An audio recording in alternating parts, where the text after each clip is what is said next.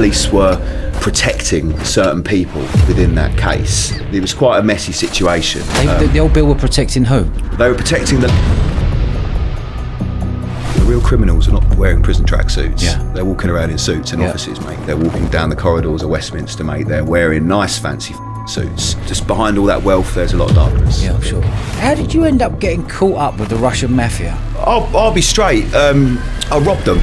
Just under £500,000, I think it was. I put 100 of it in a couple of suitcases and I moved to Ibiza. Did you feel the heat at any time? Yeah, I knew I was going to get nicked. So I went back to Essex and that was when all the trouble started. He had a silencer and he tried to shoot me. He had 3 clear shots at me, mate. I felt one of the bullets skim past my ear. Anyone out there listening who you know is on the same path as you were 5, 6, 7 years ago, you got any advice for them? Yeah, I do.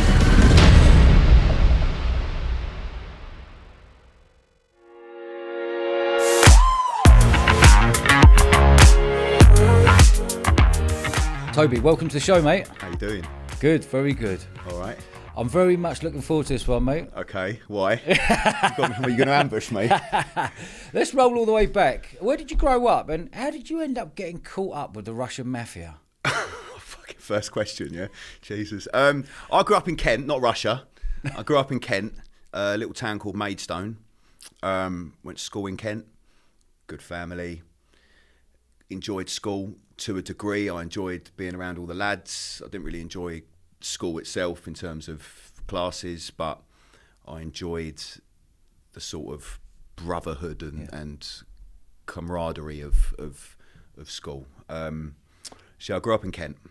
I lived there till I was about 24. Okay. And then I moved to Essex. And what was your life like at school? Were you into sport? Were you into partying? Did Well, you go down that route? Were you trying to earn money? What was your You route? always are into sport when you're younger, aren't you? I was very active. I love sport. I love rugby. But then you discover going out and getting on it and girls and all that fucking shit goes out the window, doesn't it? Let's be honest. You start thinking about what you look like and your biceps and your chest and going to the gym and then it's all about the females rather than the sport. And the ones that succeed in sport are the ones that stay away from that, you know. And I didn't stay away from it. I was never going to be a professional rugby player, so I thought, fuck it, I'll throw weights around. And when did you start training? I started training. I was sneaking into the gym. I used to go to a David Lloyd gym in Kent, and I joined them when I was 15 years old. And I kept sneaking into the gym. And the gym instructor, I'm very sort of everywhere in my hands. The gym instructor said to me, please, Toby, wait a couple of weeks till you're 16. I used to sneak in and try and go in there. So when I was 16, I started training. Yeah. And what was the route after school then for you? Did you leave school at 16 or 18? Or? I left school. I dropped out halfway through my A levels because I didn't turn up to my exams, and I wasn't sure what I wanted to do at all. So I trained as a personal trainer. I went and got qualified. I loved the gym. I loved training. I thought, you know what, I'll train other people. Yeah. So I did that. Started working in a gym. Great. But when you make your hobby your job, it can get a little bit tedious, and the money weren't that great. Really, not the sort of money I wanted to be earning. So I jacked it in. And the knowledge is good. I liked having the knowledge because I can use it now, and I've used it all the way through my life and my training history. And I can advise people if they ask me. But in terms of actually making money out of it, no interest. So you finished that then. You knocked that on the head. What was the next movements for you? I wanted money. So I went into the city and I started doing certain boiler rooms, investment, some of them scams, some of them not. I then moved on I worked for a company which was supplying tax products. So capital allowances on fixtures and fittings, people claiming back money on their tax products. And then moved into another company which was setting up offshore remuneration trusts, helping people shelter their property assets. So I gradually moved into that, which was legit. That was legitimate work, frowned upon, probably. But it was close to the bone, was it, of being not legit? Well, it wasn't tax. It was tax avoidance, not tax evasion. Yeah. So it was a grey area. But surely tax avoidance is what everyone wants to do, right? Well, it is what they want to do. Yeah. Yeah. But So it's legit. So what were you thinking? Hold on a minute. There's an angle here. Well, there's a difference between avoidance and evasion. With HMRC, it all comes down to intent. If your intentions for putting something together is purely to not pay tax, it's tax evasion. Yeah. If you justify the reason why you're doing that another way, that we justified it as asset protection, you're protecting your assets from certain liabilities that you would be liable for as an individual, sort of inheritance tax, litigation, divorce. You're protecting your assets in those ways. The byproduct of that is that you nullify corporation tax, inheritance tax, capital gains tax. So we justified it as asset protection, which means it wasn't tax evasion. Yeah. And what sort of people are you dealing with then? Property investors mainly. Yeah. People buying big buildings, people that wanted a lot of cash and wanted to buy things with cash and hide it, and open the door to many different caliber of people. And what did that lead you to then? How long did you stay in the city? How old were you when you went into the city, roughly? 23. 23. And how many years did you do there? Well, I'm sort of still there, really. Yeah. Obviously, I went away for a while, but I've sort of We'll get into that bit. I've been in and out of the city since about then. Yeah. And good money for you? Yeah. Yeah. At the time, it was good. At the time, it wasn't enough. It never is it? But I was a young lad. I had 6 figures in the bank. I was happy. Yeah. Yeah. And you say it wasn't enough. Did you find that that's always the case when you work in the city? It's not enough. It's not enough. Are people shafting each other left, right, and centre up there? I'll tell you now, the real criminals are not wearing prison tracksuits. Yeah. They're walking around in suits in offices, mate. Yeah. They're walking around in the banks. They're teaching your kids in school. They're giving sermons in the church. They're walking down the corridors of Westminster, mate. They're wearing nice, fancy fucking suits. They're selling life insurance to your grandma, mate. These are the people that are fucking each other on a daily basis. And yes, because they're fucking each other legally. Yeah. They're telling lies. They're backstabbing. They're not paying as much as they should. And they're not breaking the law doing it. And what do you find was it like up in the city? Because I couldn't handle working. It wouldn't be my world at all working up in the city. But did you find it was a proper party capital up there? You were partying hard Thursday, Friday, Saturday. What was? Tell me the lifestyle. Well, look, I have one saving grace. I'm very vain, and I love my training. So I noticed that with the Barnet. You put the headphones ruined gently me, on the Barnet, didn't you? You To ruined balance. me with this headset today. Yeah. I don't know if you can edit it out or anything, but I'm very vain and I love my training. So that was my priority. But if it wasn't my priority, I would have been on the sniff every day, mate.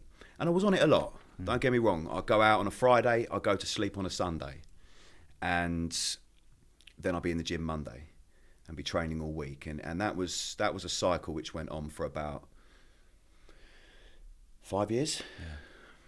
5 years every weekend. Yeah. What did you notice in the city? You're talking about people working up in the city. I know a load of boys who work up. They're all geezers. They're all at it. They're all cutting deals. Did you find that a lot of people were shafting each other for a pound note for money and cutting Massively. people out of deals? And 100%. Yeah. Again, it's all legal. Yeah. They're not. They're all legally fucking each other. They're not robbing each other's watches. They're not nicking money out each other's houses. They're fucking each other completely legally. Just a bit immoral, isn't it? But when I say I was in the city, I was in the city a lot. But I never got involved in that sort of. I didn't like being in that office environment. Yeah. I didn't like being around all those people all the time. And I'm even more like it now after going to prison. I'm a what's that new saying they say? An extrovert introvert. I like being around lots of people, but I also love being on my own. Yeah. And I really struggle being around loads of normal, everyday people, day in, day out. I really struggle with that. So I take myself in when I have to, and I fuck off. Yeah. I would never live in the city. I live just outside. I live in Essex, and I can get into Liverpool Street in 20 minutes, and that's me, mate. I'm happy. Yeah. Yeah. And tell me about the journey with the whole modelling and stuff. Were you doing the modelling on the side? Yeah, look. I take it was balaclava modelling, right? Yeah. Yeah, hand modelling. Hand modelling. Yeah, not anymore, mate. You see the wrinkles on these bad boys, yeah. I don't know about modelling anymore, mate. I've got the Wi-Fi signal I've got going on in my head after prison. You can pick up fucking 5G. You can pick up 5G on my head, mate. But I'm getting a bit of Botox tomorrow as well. Yeah, I'm doing it. Yeah. Well needed, mate. Really? Yeah. But what were we saying? Fuck knows. I'm just trying to think what we're saying then. We were going about. We were going on about. You've lost it, I've haven't you? lost it. Oh, fuck. What did we say? Oh yeah, the modelling. Go back to That's modelling. it. That's the one. Yeah, look, I done a few catwalks when I was younger. Stood on the door of shops like when I was like 20, like Hollister and Abercrombie.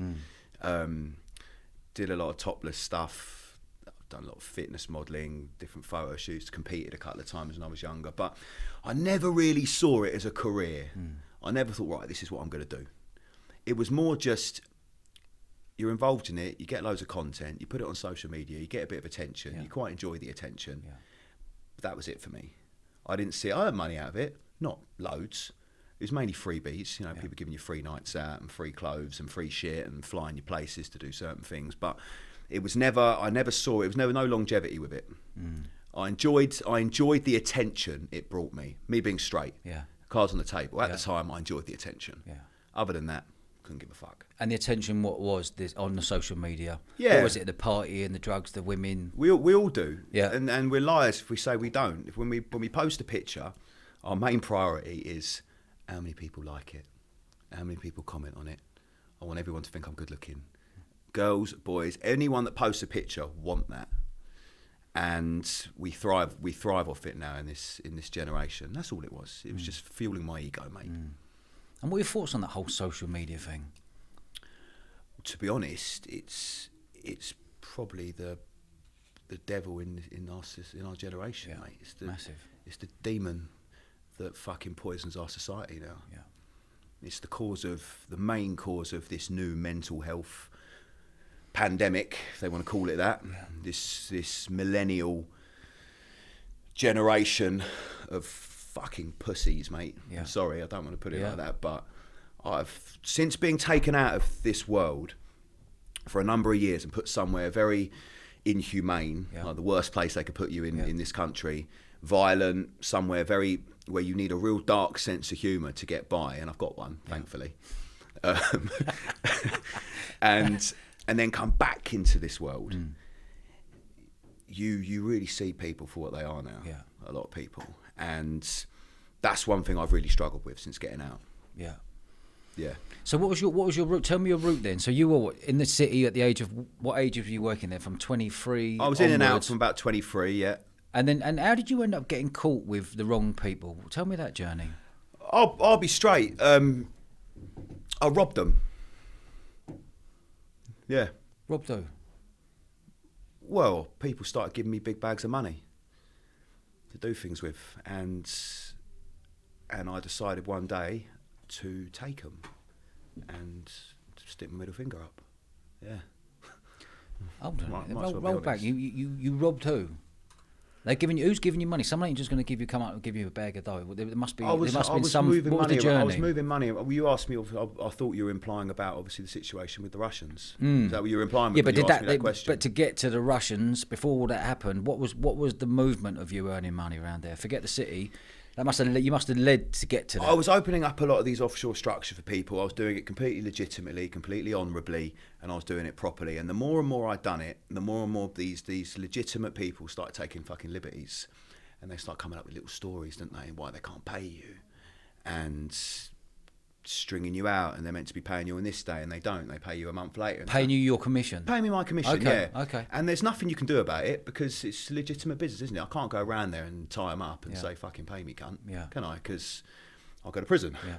So you've got to get a lawyer involved, and you've got to send them letters. And I'll be honest, I lost my mum in 2017, and I woke up one day and I thought, fuck all of you.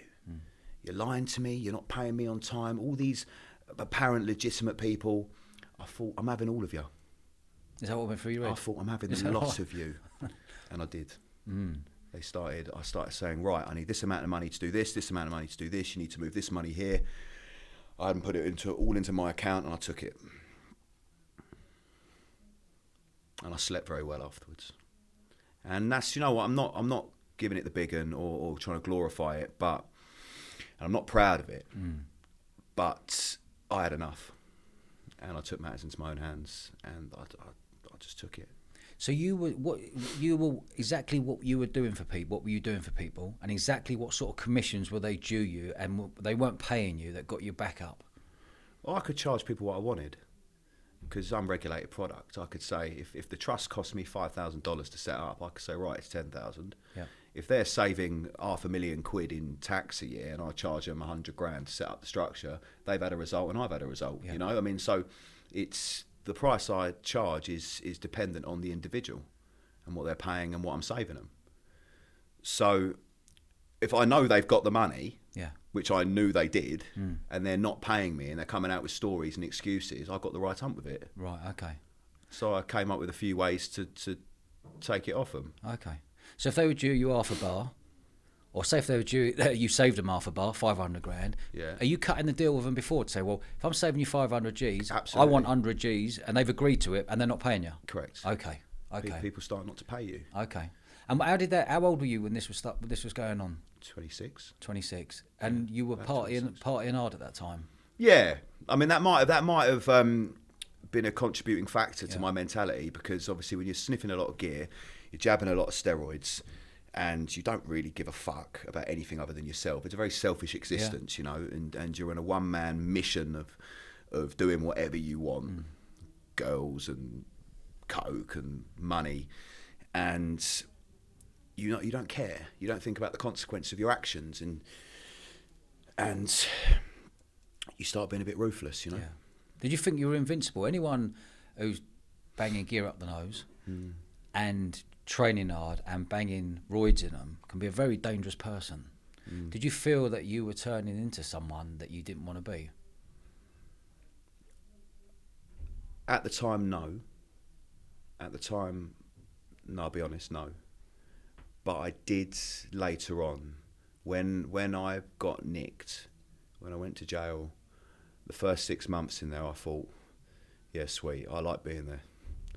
I thought, this is lovely. No one can ring me.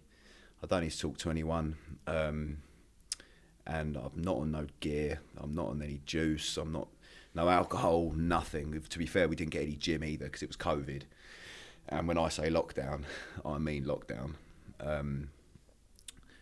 But I found the first 6 months in jail fucking lovely.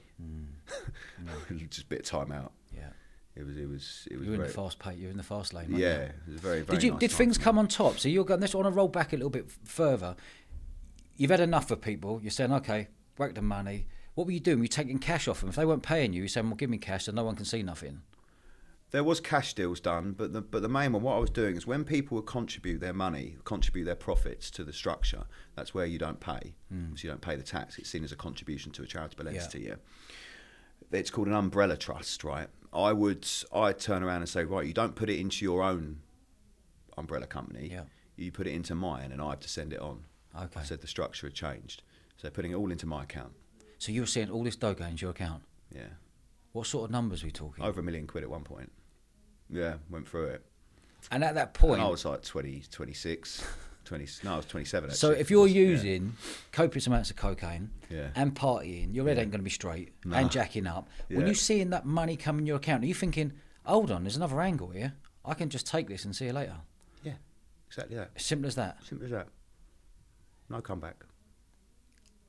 There might be a comeback now after me saying all this shit, but No. I don't.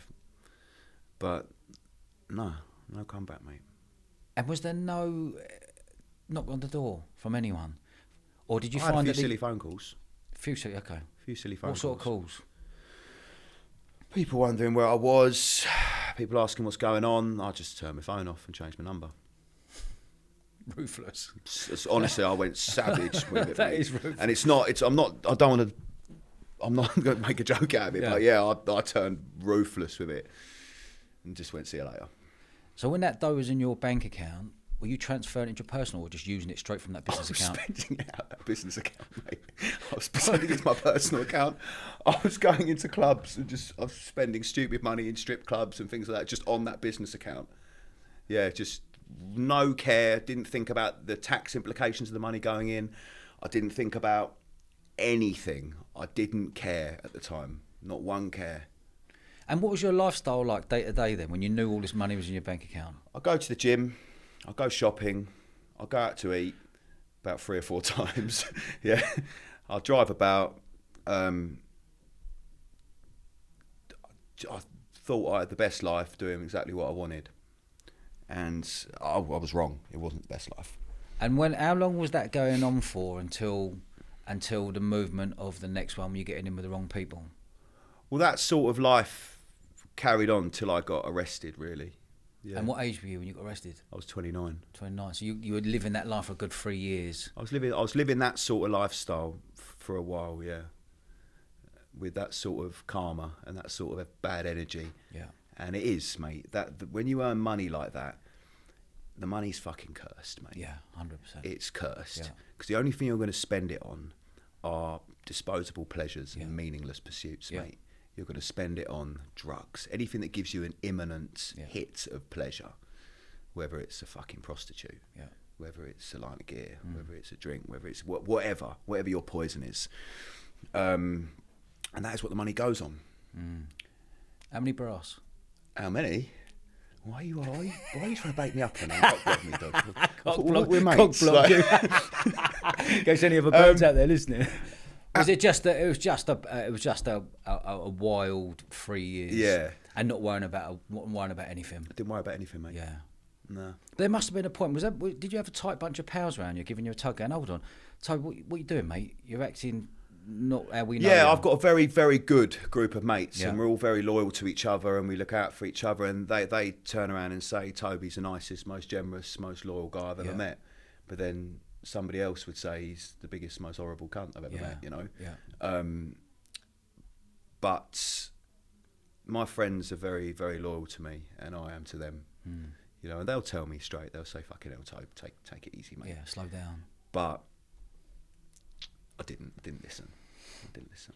And what about the steroids? What was the use of steroids? Do you know what? I mean, I talk about steroids because a lot, steroids is as a whole in it, but there's loads of different. I'm very open about Yeah. it, you know. And I've done a lot. I've been dropped by supplement sponsors in the past for being very open about steroids. Yeah. And let's get one thing straight: every fitness model's on them. Yeah. Every single one. So would you clock someone? You go, he's 100% on, she's 100% on. I know a lot of people in that industry. Yeah. I'm not grassing no one up. Yeah. But I know a lot of people in that industry, and I can tell you now, every single one of them is on gear. I know that because I probably know where they get it from. Yeah. Yeah. And the fitness industry as a whole is a massive con because they're promoting these products. And yes, these proteins, yes, these creatines, yes, these amino acids, they do provide a job. They do a job in what they do. But they're not giving them the physique they're advertising. They're not giving these men the physique that are being advertised to young kids and young lads. Sorry, you keep knocking your microphone. Yeah. So it is wrong in many ways. And I was very open about it. And I've never done a lot of gear. I've always done quite a small amount, but over a longer period of time. Because when you're training weights, weight training isn't natural exercise. Yeah, You're not. Our bodies as men, we're not designed to rip muscle fibers and throw weights around. We're designed to run. We're designed to fight. You know, those are the two natural instincts of men. But it's when we're ripping muscle all day, every day, we don't have the natural hormone levels and the natural things in our body to be able to deal with that naturally, right? We can go to the gym 3 times a week and recover, not a problem naturally. But if you're training every day, and you're a bodybuilder, you want to pack on muscle, you need more of what your body has. Like, fact, you do. Because otherwise you are shooting yourself in the foot and you're not going to achieve anything. In fact, you're going to be overtraining. In fact, you're going to damage your joints, you're going to damage your ligaments, you're going to damage your muscle fibers. And so all steroids are what men already have in their body. They are different compounds of hormones in your body, right? And they increase recovery. A steroid I've taken for years is called Anavar, which is a massive protein synthesizer. It's very mild as steroids go, but you synthesize more protein. So where your body might, depending on your genetics, only absorb 20 grams per meal you eat, you'll now be able to absorb all of it. Right, okay. So it's not a magic drug which is going to make you massive. If you took it and did the same as what you always do, you're just going to get a bit more angry, a little bit more horny, maybe get a couple of new spots on your back, and just be a bit of a miserable fucker, you know? And maybe get a bit watery in the face. Yeah. But if you train like a fucking warrior, Yeah. you will see the results from it. Yeah. And that's where there's a misconception with steroids. People go, it's cheating. It ain't cheating. If you take them, you've got to do twice as much as a normal person to get twice the results. Yeah. You've got to eat twice as well. You've got to be much more strict. And yes, you reap a lot more of the rewards, but it is a level playing field because every fucker's on them. Yeah. Do you know what I found out yesterday? Go on. Guess how many people are taking steroids in the UK? I don't know. 2.5 million people. There's 72 million people in this country. How many of them are men? Let's go 50-50. Yeah. I don't know. How many of them for what certain age? And there's 500,000 teenagers. How mad is that? 500,000 of them are teenagers, yeah? Yeah. That shocked me the most because you're a teenager. You ain't going to have had the right. When people were taking roids in the 80s and 90s, everyone was just grabbing them, banging them in. No one had a clue what was going on, how much you put in, whatever. There's enough information out there at the moment to teach people. But knowing that teenagers, that's the bit that shook me yesterday when we found out. Teenagers, where you've got a lot of natural testosterone anyway, and you've got your growth hormone levels are naturally very high when you're a teenager, you need to make the most of that. You don't want to replace your natural levels with a synthetic kind when you already have abundance of them anyway. Yeah. So you want to wait really till you're minimum 22, 23. Yeah. And that's quite young. I mean, look, I done my first shot of test when I was 23, I think. Yeah. Have you ever tried Trenbolone? Yeah. What's that like? Is that the Tren is the best, mate. Yeah. You wake up bigger and leaner every day. Yeah. Like it's the strongest. It is the best. But whatever you are, you will become more of. If you are a bit of a cunt, you'll become a massive cunt. Yeah. Yeah. Like simple as that. Yeah. Excuse my language. Yeah. If you're naturally quite a horny guy and you like going out sleeping with girls, you're going to turn into a fucking predator. Yeah. Like, so if you've quite got a short temper, you've got a very short temper. Okay. So for me, I'm quite cool-headed anyway. I don't lose my temper that easily. So I was all right. But I do know some people who get to the point where they're trying to like drive off bridges and stuff, or trying to kill people for stopping too quickly in front of them. Yeah. Like I was actually with a guy in Belmarsh who, little guy, I don't know why the fuck he was taking Tren, right? He looked like a garden gnome, the geezer. Like, I'm not being horrible, right? But he blew off his mum's boyfriend's head with a shotgun, and he was on Tren. Oh, he never went to the gym. He was jabbing Tren, trying to get big, and he took the gig. He got 34 years. Oh, I'm not laughing. No. But he went home and he took the guy's head off with a shotgun. And he went, I was on Tren at the time. I looked at him, I said, it was that done it. Yeah.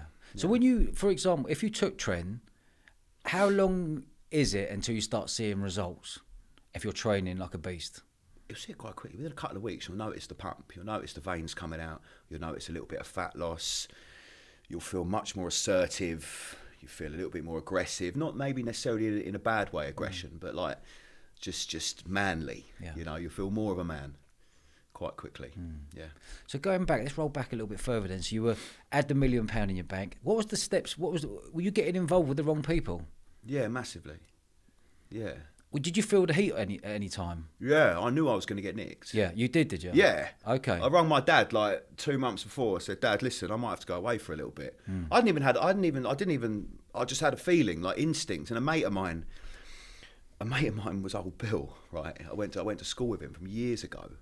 And he rang me and said, Toby, your Instagram pictures are in one of the evidence room, one of the rooms, offices in this police station. I won't say which one.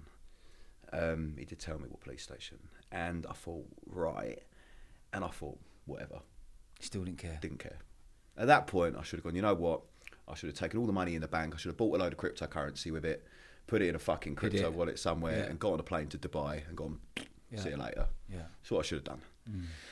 And I could be plotted out there now, happy as Larry. But do you know what? Looking back, I'm glad I didn't. I'm glad I didn't. Tell me the bit when did you get any paranoia that people were on your case? You're always going to get a little bit when you're doing that sort of thing every day, and of course you are. You're going to get to the point where you think, "Fuck," but not as much as I thought I would. Okay. You know, maybe when I was on a bit of a come down or something, I start not looking at my phone and seeing an unknown number ringing me and just fuck that. Yeah. But no, not really. Because people have got people who make phone calls to get money back. Yeah, I know. We all know that, and we all know them. Surely you must have had a tug at some point, or was it? Well, I got simple? I got shot at, didn't I? Outside my flat in Essex. Yeah. Tell me about that. Well, tell me the lead up to that. I kept having these Swiss numbers ringing me, and I just kept ignoring them. And my mate's rung me, and he said, Toby, there's a car outside. It was like a nice family area, my area. He said, there's a car outside. He said, it looks a bit. He knew my situation. He knew what was going on. He said, look, they're not going to be here for anyone other than you, mate. He goes, they don't look like they're here just for a bit of sightseeing, like Brentwood High Street, you know. Yeah. I thought, okay, I've looked out the window, and it did look a bit suspect. I thought, yeah, I'm going to leave.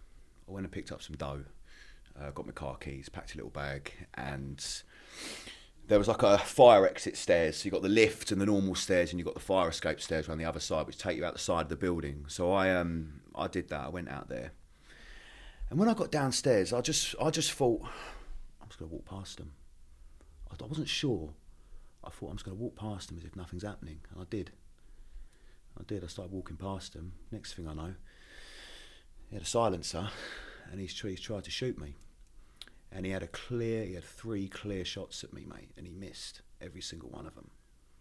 And when I felt one of the bullets skim past my ear, I've run and hid behind the building where the bins were. So there was a little gateway where all the bins, where you take your bins down in the evening. And I've gone and run round there, and they've got in the car and skidded off.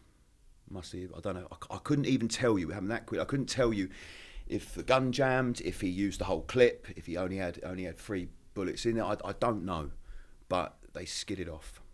I don't know if they thought they'd hit me, because when it whistled past my ear, I fucking moved really quick. They might have thought they'd hit me. So I don't know.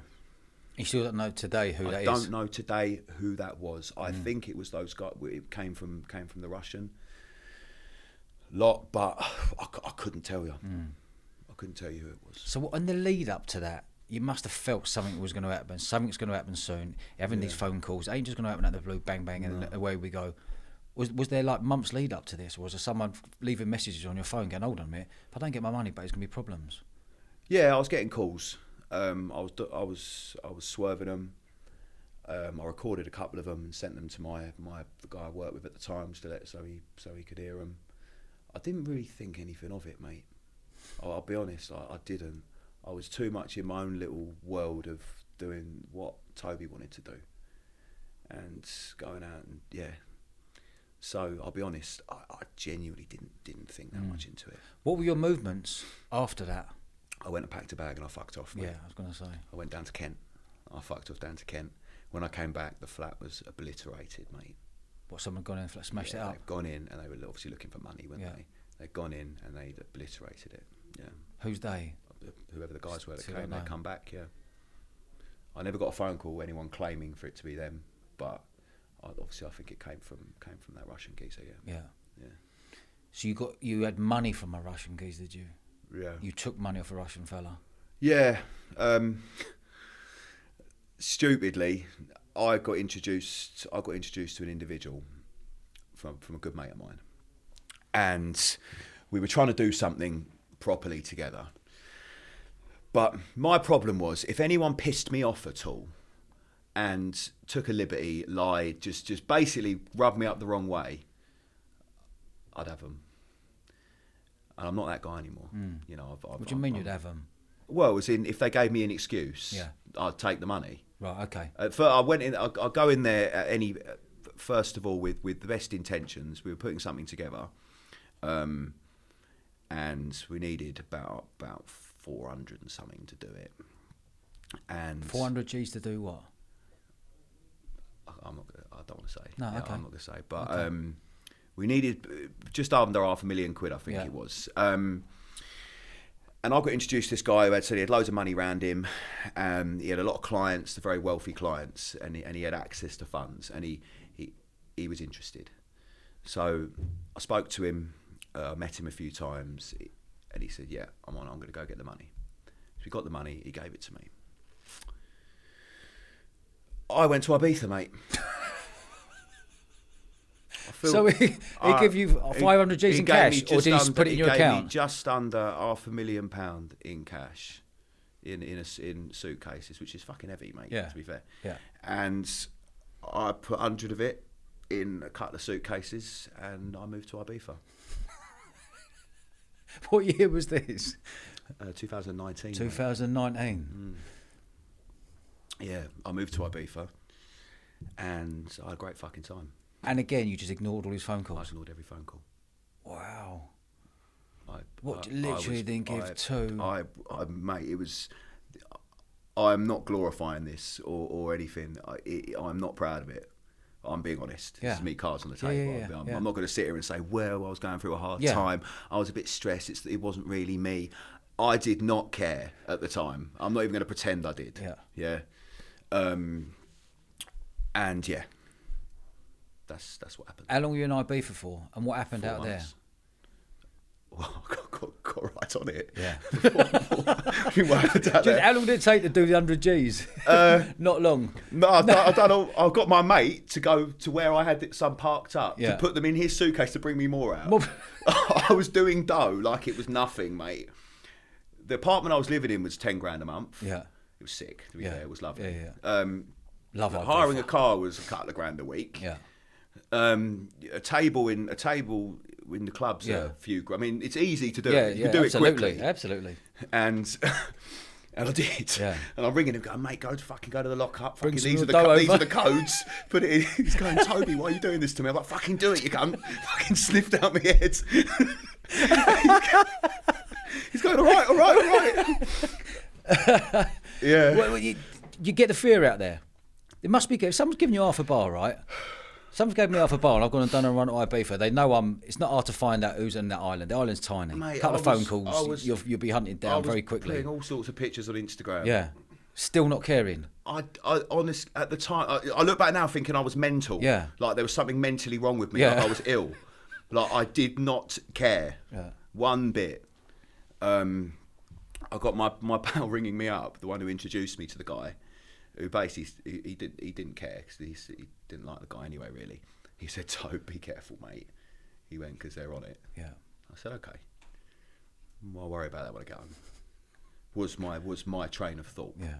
What? Leave me alone. I'm in Ibiza. When I get back to the UK, I'll deal with it. Yeah. Okay. That was my train of thought. I've always crossed bridges when I come to them, and yeah.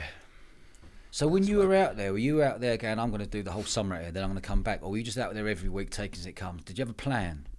I never really have a plan. No. Dodge. Okay. I've never really made a plan. I'm very spontaneous. I just sort of, I always live in the moment. Really, I don't think about. I might think about next week. That's as far as it goes. I don't think about the past at all. Really. Did you get into any trouble out in Ibiza? No. Just No. Head down, partying, birds, fun. Just listen, it was best summer of my life. Yeah, I bet. But it was cursed.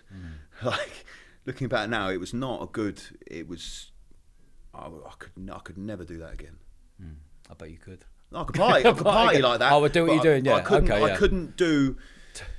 couldn't be that person, that guy anymore.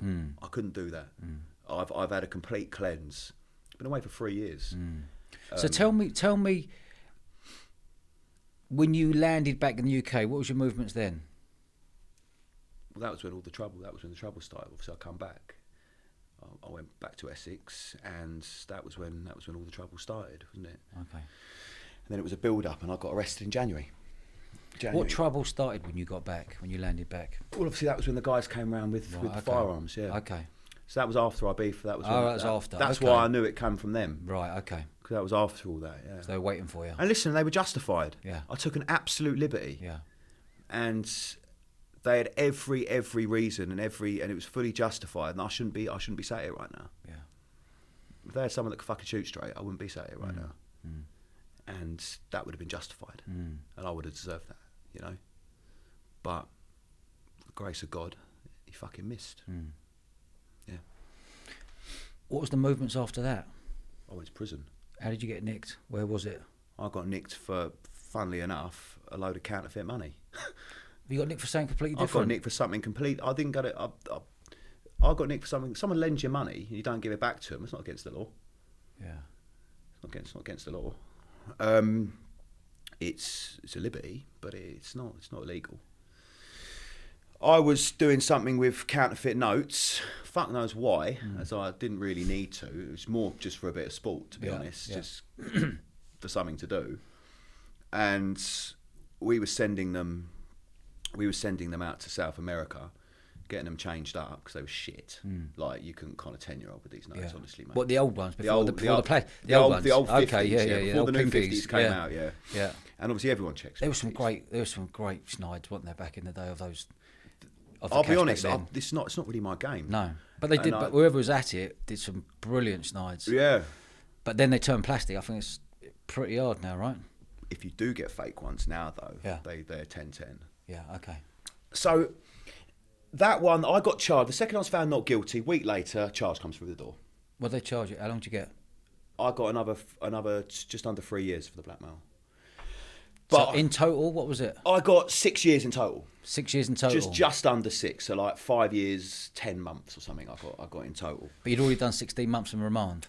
So basically, what happened was I got not guilty. They then charged me with the blackmail. I then went back to prison, and I was sentenced on the money, and I got a 3. I got time served. So but I was on bail for the blackmail because I pleaded not guilty. So I got released. I was out for a couple of weeks. So I did a year and a half. I got out for a few weeks. And then I knew I was going to have to go back. But the reason I could have just pled guilty to it straight away, done a deal and gone for it. But I wanted to get out of jail for a bit. Yeah. I knew I was going to get bird for it. So I thought I wanted to get out of prison for it. I've been banged up all through COVID. Yeah. 23 and a half hours a day lock up, mate. I wanted to go out for a bit. Yeah. So, and I knew I'd probably get a bit more time if I strung it out and not guilty. But I didn't give a fuck. I wanted to go home. Yeah. So they released me for a few weeks. It then got to the trial for the blackmail, and I pleaded guilty first day of trial. Pleaded guilty. I knew I was going to have to. Who advised you to plead guilty on that blackmail? My lawyer. Your lawyer. And if you didn't plead guilty, what are the consequences there? Well, if you run trial and you lose, you get more. So give me an example. All right, so say you... For you, what was the example for you? What was your... You can take that option or take that option. The judge, when he sentenced me for the blackmail, started me at 5 years. Okay. If I had gone... Just purely for that blackmail? Just purely for that charge, I started me at 60 months. Yeah. He then worked down on mitigation. Going guilty, you get credibility. Yeah. If you go guilty straight away, you get a third off. Guaranteed? Guaranteed, third off. Okay. Well, 30%. Yeah, okay. The longer you string out, it goes down to 25. If you plead guilty first day of trial, you get 10% credit. So there's all credit involved in what you get off your sentence. If you run trial and you lose, you get no credit. Okay. You get your sentence, you do it off. Simple as that. So I knew I was going to have to plead guilty, but what they had to take into account when sentencing us on that was the fact that this could have been dealt with before. Okay. And if they charged me for it, when they charged me with the money, which they had the evidence to do so, I would have been done on everything. Right. You see my point? Yeah. They waited to charge me because they knew it would keep me in prison longer. And the judge said that. So they have to take into account something called totality. Totality is what I would have got if I was sentenced for the money and the blackmail together. Yeah. And how much extra I would have got. Yeah. So that's why the judge gave me a lot of time off. He also gave me and my co-D a lot of time off because he could see that the police were protecting certain people within that case. It was quite a messy situation. The old bill were protecting who? They were protecting the lad that put me and my co-D onto the job. It was on his family. So basically, a man I know was arrested on historic sex offences dating back to the late 80s, early 90s. Before you went into Nick? Before this is back in 2018. Yeah. I found this out. Yeah. A family member of his comes to me and says he needs to move out. He hasn't got any money. He lives off his parents. He doesn't want to be there anymore. He's one of these public school boys that doesn't really know much about life. He just does loads of coke and goes out and he was my mate. And do you know what? I felt actually for someone that comes from a very affluent background, I felt very sorry for him a lot of the time because he was a bit awkward, but he did have. I thought he had a good heart, you know. And I know it doesn't sound like I've got a good heart from some of the obviously. For a lot of things I said, but I actually do care quite a lot about people. You know, I care when I like someone, I really like them, and I do anything for them. So I did like the guy, and we used to go out and we used to have a laugh and stuff. But he said, "Look, I need to move out. I need my own money. I need this. My family member doesn't want the media finding out about his charges. They charged him with these sex offences. Well, they charged your mate. No, they charged his family member with these offences. Yeah, his old man. Yeah, they charged him dating back to late. They had evidence to charge him, right? Now, whether he was guilty or not, I don't know. I don't know. Did you know the old man? Yeah. Okay. So, and listen, would I do it now? Of course not. Yeah. I'm not that guy. I was in a very ruthless mindset back then, and that's not. I'm not making excuses for it. I'm a grown man. I'm not blaming the son because I'm a big boy. I took it upon myself to do it, and I knew that if anything went wrong, he is the kind of person who would throw me under the bus. Yeah. So I did it, knowing full well that I would get thrown under the bus. You did what? Well, we used the information to get money out of him. Ah, okay. So you used information we'll go to get money out of your mate, otherwise you're going to bubble up his dad about sex offences. No. We used it. My mate brought me the bit of work and said, use the information, giving me the information, use it against my old man to get money out of him. So you got money out. You took money off the old man, did you? Took money off and paid the son. You're joking, mate. No, ruthless, mate, and paid the son. So ruthless from the son as well. Yeah. He didn't want to live there anymore. He wanted his own money. He wanted to move out. So I said to my co-defendant, "What do you think of this?" And it's not something we would have normally got involved in, but we did. And he said, "Yeah, I'll have some of that." And all right, we did terrorise the geezer for a couple of weeks. Your mate. Or the dad? The dad. The dad. So you were on his case but about you've got something. My mate is it because you were on his case because you knew something about him? Well, yeah, we were using the information. Using the information. Yeah. And how much money did he give you? 100 quid. 100 grand? In total, over a period of time. And he was transferring that to you, was he? Yeah. And how was the son feeling about that? Well, he didn't care? He got paid. He got bung as well, did he? He got paid, yeah. He got paid money. Hell. In total, it was about that, I think, over a period of time. Was the son sexually abused by the dad? I don't know. We don't know that bit. Okay. I don't know. I mean, that's ruthless from the son, right? Bubbling up your old. I'm not going to go into. Yeah. That. Okay. I'm not going to go into okay. that. It's not. Yeah. I don't want to put that on here. I've had conversations with the son, very close ones, and just behind all that wealth, there's a lot of darkness. Yeah, I think. sure. And you know what? I'm not going to go into that. Yeah. But when the police arrested me and my co-defendant on all the money and everything, and they saw the messages between me and my co-D about this blackmail, and also with the son, they went to the family where you ever blackmailed. And this dated back to the beginning of 2018, all this happened. Wow. So they said, were you ever blackmailed? And they said, well, yeah, we were.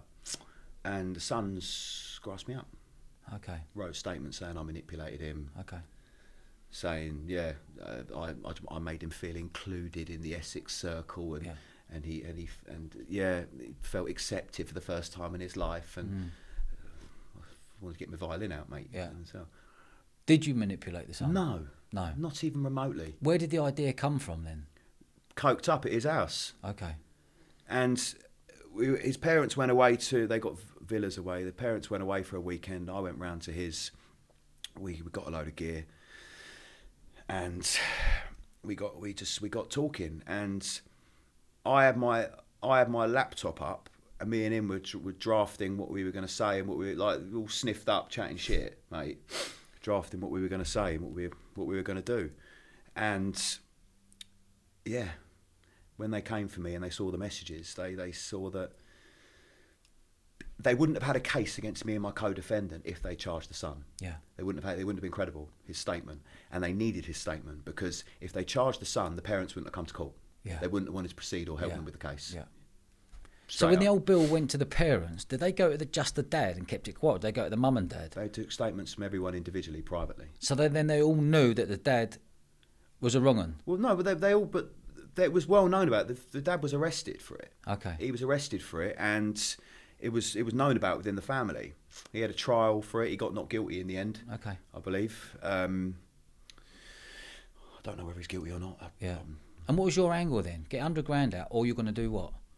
Send it to the media. Send it to the media. Okay. Let them know, because he's a quite high-profile businmusman. He wanted it kept out of the media. Okay. So we didn't spend much time on it. Yeah. I didn't give it much energy. Didn't really give it much thought. The son was sending me information, I was passing it on, and we were just making the odd phone call. Yeah. You know, it was nothing. Well, putting the fear up him, saying, hold on a minute, if you don't give that dough, this is going to go to the press. Literally. Okay. And we'll have him sat outside the courtroom and all this. And it wasn't, we didn't put much thought into it. Yeah. But when arrested, they saw the messages. Yeah. So obviously, they went to the family, were we blackmailed? They went, yes, we were. And they wrote all statements, all of them did.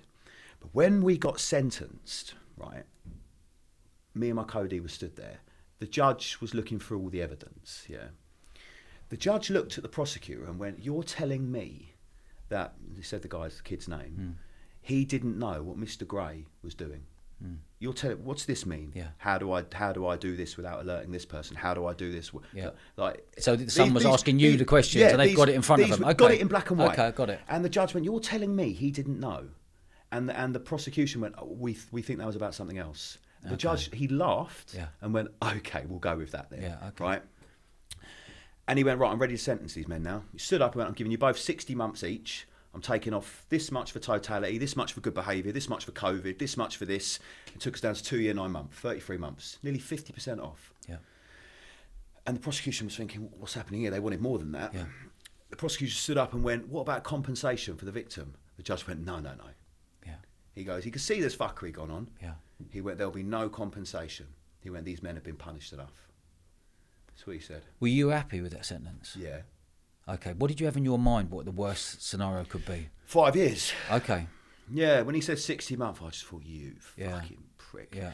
Straight off. Yeah. But then he started working down. I could hear my Cody going, fucking, muttering under his breath, thinking, fuck this. Yeah. They took us down to 33 months, and I'd already been in jail again, and I've like 6 months from that point. I had like a year left. I thought, Kushti. Went back to Belmarsh. What year is this? 2019 still? No, this is now 2020, end of 21, beginning of 22. 21, 20, okay. Yeah, so this was, I'd done all my money, all the stuff on the money. Yeah. I'd done my trial. I got out for 3 weeks. So I had to go back to prison. So for the money thing, how much was it in total for the money thing? 3 years. 3 years. You'd done that, you come out, then they brought you back for the blackmail. Yeah. And they gave you just under 3 years Just for the under three. blackmail, and you had to do half of that. Do half of it. So so after that sentence, you then thinking, well, I've got 12 more months to go, then I'm out. Yeah. Okay. I got out a bit early as well, good behaviour on tag. Yeah. They released you on home detention curfew, didn't they? That's why I was struggling to come here before. Yeah, that's right. Yeah, Can I do it? Can I not? Can I do it? Can I I not? kept putting it off. It's quite far away. I thought I'm going to be fucking late. I know I am. Yeah. So in that period then, how was it like for you being in Nick? You don't seem sort of your normal guy would sort of blend in Nick. Did you go in and just have fun and enjoy the moment, or were you thinking, oh no, good looking lad, as you admitted before, vain, all of a sudden that goes out the window? It doesn't. Listen, I'll be straight. Prison, and people fucking hate it when I say this. They get actually angry because it's like they want you to have suffered. Yeah. And listen, you do suffer. You come to terms with suffering. You come to terms with, you normalise the feeling of a bit of despair, a bit of like loss, and like that becomes a normal emotion for you. But you get over it. And for me, I look back on the last 3 years with quite fond memories. I look back at the struggles with quite fond memories. I look back at some of the violence and some of the things I've seen, and I look back at it in the sense of, yeah, fucking smash that. Yeah. Not, oh my God, I've been right through it. Yeah. I think, yeah, fucking sweet. Yeah. When I look back at that, you know. And I think that just stems from my upbringing, because I was brought up really not to complain. I mean, my family are very traditional. I come from quite a more military background. My uncles and my dad and my granddad were all soldiers, and I was brought up to not complain. If you've got a problem, you don't complain about it. You're a man. Yeah. You know, you fucking get over it. You deal with it and you face it head on. And that now is now seen as toxic. That way of being with a young man is now seen as unhealthy and toxic. Telling men to deal with it, man up and get over it is now frowned upon. But I could not be more grateful for that upbringing, because if I hadn't have had that, I would have really struggled in my life. Did you think, when you were in there, you got a lot of time to think, right? Oh, I thought a lot, yeah. I thought a lot. Did you look back and think, what was I playing at? Or did you not care? Yeah, of course I did. Yeah, okay. I look back and think, fucking hell, what was I up to? Yeah. Like when everything had worn off, all the bravado had left me, all the juice was out my system. It was just me now, you know. And I thought, oh, fucking hell, Toby, you've been a right cunt, haven't you? Yeah. But obviously, obviously, I try and see the funny side of it. And however bad that seems to some people, and they're not going to like that. Yeah. That is how to move forward in life, is to laugh about things. And I've held myself accountable. You know, I've had 2 attempts made on my life in the last 10 years. I've been locked in a little room for 3 years. Whether people think that punishment warrants what I've done, I don't care. I mean, I'll lock you in a room for 3 years, see how you like it, you know. It's not the longest time. There are people that have done a lot longer for probably doing a lot less than me. That's the prison system, that's the justice system. But in my head, they've done the worst thing they can do to you in this country, which is throw you in prison. I've done it, I've come out, and I'm happier for it. And whether that makes people angry, I don't know. But it's like they would rather I was a fucking shaking, nervous wreck with having to see therapists every day. But you come out and you're not. And to be honest, I feel better than I've ever done. Is that because there's no juice inside, there's no cocaine? You've taken away all the bravado and all the Do you know what? And I mean this. I mean this. I've thought, do I actually feel different? Do I feel different without all that in me? And the answer is yes and no. No, in the sense of I always feel healthy. Yeah. Regardless of all that, I always felt healthy. I was always very active. I was always trained a lot. I eat beautifully. Like my diet is perfect all the time. Yeah. Yeah. But yes, in the sense of I have a clear head, and yes, in the sense of I've broken that wheel. Yeah. You know, that destructive wheel of habits, and it's like an addiction. You know, like people that are addicted to heroin, they physically need it. Yeah. People who are addicted to crack cocaine, people addicted to alcohol, it's very hard for them because every part of them wants to drink, wants to take the drug, wants to, and they have to work very hard to stop themselves. It was the same for me with fuckery. And that's really hard to explain, but I was addicted to monkey business and fuckery, mate. And I swear to you, and I'm so glad I'm not in that mindset anymore, because it's very destructive. I'm going to end up dead or doing a life sentence. But at the time, I've always, from a young lad, just loved fucking trouble. It's like I wanted it. Yeah. And I don't know why. But it's like, it's not trouble as in really, really naughty trouble. It's like mucking about trouble. Yeah. It's just escalated into... It grows and grows and grows. But then you feed on it. And honestly, that was the addiction. It wasn't even the money. Yeah. I didn't give a shit. It was what I was doing. Yeah. And it was the fuckery. Yeah. And that sounds mental to some people. And it's very hard to explain, but it's the same as an alcoholic, I think, or a heroin addict. It's like... You're clucking for your fix. Yeah. I was clucking for a bit of ag. Yeah. Like seriously. Yeah. And it's like, I don't know, is it a form of self-harm? Is it make? I think it's your buzz. A borderline sociopath? Yeah. I don't know. Who knows? Yeah. Who knows? So when you come out, what's that feeling like when you come out? And what's been your life since you've come out? When did you come out? I came out at the beginning of November. November 22. November 22. 22. What we now? I got released 4 months early, but I still had to serve my rest of my prison sentence, but in an approved house. Okay. So I had a curfew tag on my ankle, and I had to live in a prison house with other prisoners that had just been released. And what was that like? Shit. Was that? Would you prefer being Nick and do it at the time? Would you prefer to be in the house? It was nice being out because I could get on my phone, I could start communicating with old friends, I could see people in the day, I could have sex, which was great. Yeah. Fucking starved of that for years. I could go to a gym when I wanted to, not when I was dictated to. I could go. I could eat what I wanted. Of course, it's better than prison. Yeah. But it's still very difficult. It's not. It's just a ball ache, mate. Because you've got this thing on your ankle, and you. It's like you're now out and you can do what you want, but you can't. Okay. In prison, you don't even see it. You've just gone away. Yeah. What you know is. And the tag's off your ankle now. Gone, mate. Gone. Happy days. And what have you got? What probation you got? I see them once a month. Okay. And what's that? A quick conversation? I'm seeing them this week, and I don't know. Normally it's hello, how you doing? I'm good. How do you feel? How's your mental health? Yeah. Any bad thoughts? Yeah. You gonna do anything terrible? No. Sweet. See you in a month. And what's your mindset like now? your mindset, I'm out. Are you going to go back looking for that fuckery again? Or are you just going to be like, you know what, I'm done with that. I'm now early 30s, mid 30s. I want to go and live a nice, calm life somewhere. I don't know about calm life. I mean, I don't think I'm the kind of man that would ever want a calm life. I mean, that'd just be boring. Yeah. But I'm certainly not getting involved in anything anymore like that. And do you know what? It's not even because of prison or worrying about my own life or anything like that. It's for other people, really. I don't want to be that guy anymore. Yeah. And I don't. It's not a bit of me. Anyone out there listening who you know is on the same path as you were 5, 6, 7 years ago, you got any advice for them? Yeah, I do. But I will say it, but it's pointless me saying it because they won't listen. Because that whole mindset is a very destructive, one-dimensional, selfish path. But I could say stop, or you could end up dead or doing a long time in prison. But they know that already. Yeah. Advising someone with that mindset is completely pointless. The only way you learn is the hard way.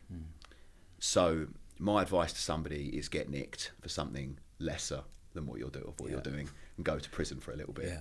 That's the advice I could give. Pick the lesser of all the crime you're up to. Yeah. Get nicked for that and go to jail for a bit. Learn your lesson. And then stop. Don't get nicked for the big one. Yeah.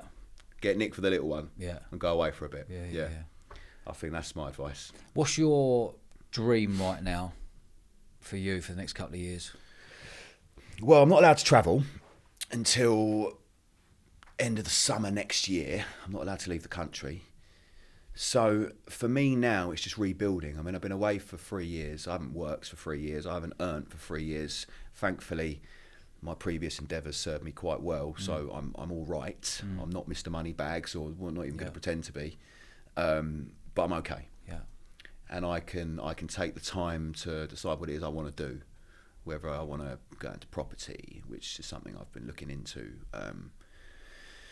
I don't know whether I want to tie myself into the UK. Yeah. It's the other thing, because I used to be proud to be British. I used to like the fact whenever I used to go away and I would say, "Where are you from?" "I'm from London." I was proud to say, "I'm from England. I'm London." Yeah. Now I think, oh, fucking hell. Yeah. I don't want to be here anymore, mate. I can't stand this country anymore. Yeah. I can't stand the people. I can't stand the morals and the ethics behind it, and I'm like a bit rich coming from me, all the shit I got up to. But it's not about that. It's about the mentality of people I really struggle with in this country now, and the change in the last 3 years I've been away. Been a massive change in everyone, in the way they think, and the thing that we're not allowed to say certain things, and this mental health crisis has exploded. In men especially. I've had 3 guys I know well while I've been away kill themselves. Same.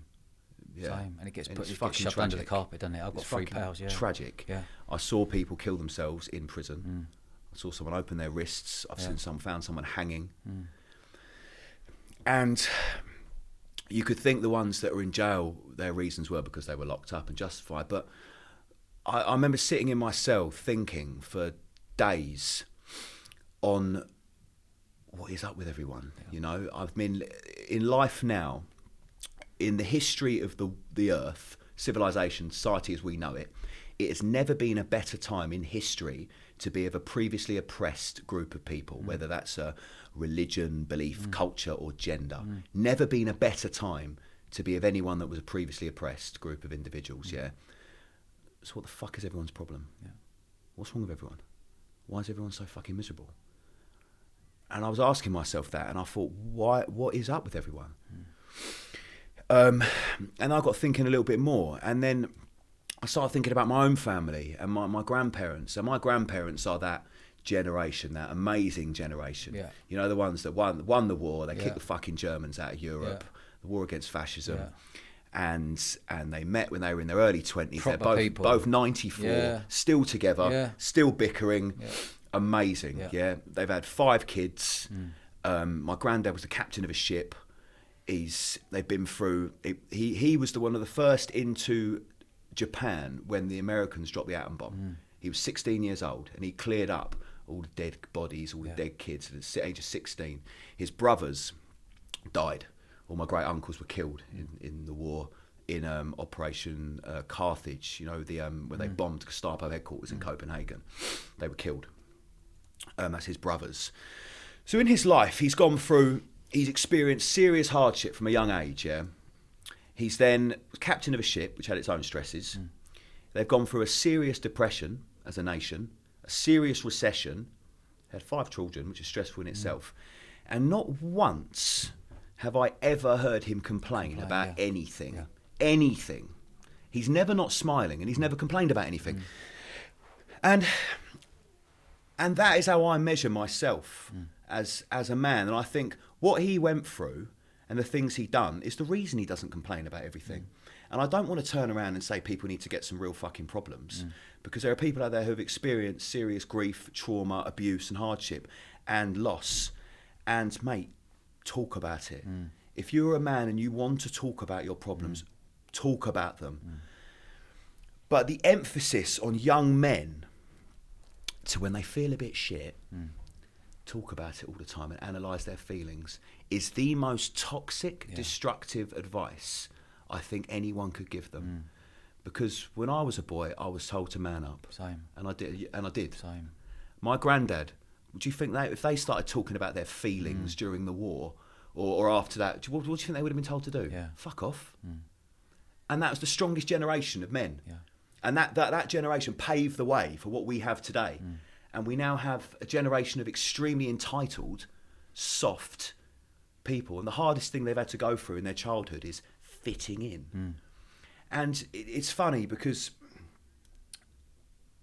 I've done a lot of thinking over the last couple of years. You can probably tell it's all coming out of me now.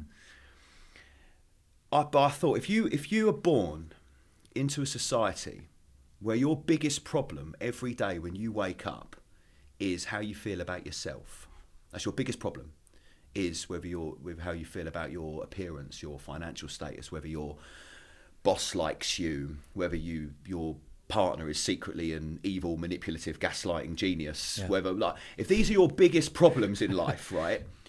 You've been dealt a very good hand in life, like you're winning at life. If you live in a society where you have the capacity to have these problems, you've won. You've hit the jackpot. I hear you. And because there are parts of the world where people wake up and they think, am I going to die today? Am I going to get raped today? Am I going to eat today? Are my kids going to die today? And their purpose, their entire purpose in life is survival. What's our purpose in life? We ain't got one. Modern day men don't have a purpose. And that's the problem. My granddad had a purpose. His purpose was duty to his country. His purpose was what he could see in front of him. His whole world was what he could see. His country, his family, his job. It was simple life. It was simple. Good food. The world was what you could see. Yeah. Now you've got the entire world here. I can log on here and see what Jenny's doing in Thailand with her tits out. I can log in and see what John Smith's doing in fucking Dubai with his Ferrari. And so what's your movements now? Now you come out of Nick, what are your movements? Are you thinking, right, I want to be in the sunshine? Yeah, massively. Where? Dubai. Yeah, okay. I want to go over there. What will you do out in Dubai when you go out there? Whatever I like. I will do what it is I decide to do. Yeah. Train, bit of property, enjoy some sun. Correct. Exactly that. A bit of crypto. Toby, I've really enjoyed this episode. Have you? Yeah, mate. Okay. Really enjoyed it. Yeah, it's been a really good chat. Thanks. We wrap it up, are we? Thanks for your honesty. Listen, there's no point in me not being honest, because I could sit here and say I was going through a really bad time. I did this because of this, that, or the other, or some sort of external excuse. But everything I've done is because I've wanted to do it. Yeah. And I'll admit that. I'm not going to make excuse for my actions. And if I'm going to be held accountable for some of my past sins, that's a discussion between me and God. Yeah. But for now, I've served my debt to society. Fair play. Do you know what? I really do appreciate you coming all the way down here today. Thank you. I've had a good chat on this, and anyone listening out there, I think, can take a lot of different things from this. Okay. Well, not the first thing. Not the first thing. No, behave yourselves. Behave yourselves. Don't do drugs and stay in school. Yeah. Toby, good man. Dodge, been a really pleasure. enjoyed it. Thank you, mate. Cheers, mate. Take good care. man.